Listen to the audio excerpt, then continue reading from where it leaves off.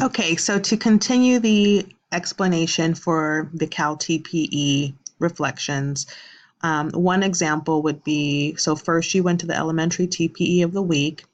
For example's sake, I clicked on week 1, which is subject matter instruction, and you can choose either of these days, whichever one you choose. So for example, if I were to choose Tuesday, what one strategy did you use this morning that went beyond the expectations of the scripted lesson? So the you is referring to the teacher in the classroom. So if you choose this particular question, you may have to either think about what did you observe the teacher do that you feel went beyond the expectations of the scripted lesson. You can talk to the teacher afterwards and ask if this were the case.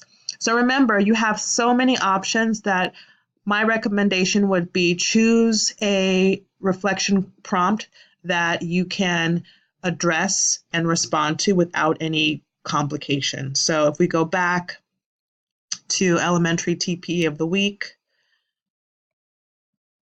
so let's choose week 2. Now remember, you only have to do 4. So each week you have 5 different choices. So you can go week 1, Monday, and then you can do week 4, Friday, then you can do week 10, Tuesday. It's totally up to you.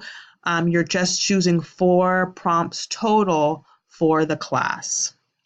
Okay, so for example, Wednesday, how could partners be useful in supporting student learning today? So this is a question that you could in fact answer as an observer in the classroom, thinking about what lesson you were observing and how could having students partnering support student learning in the observation that you observed.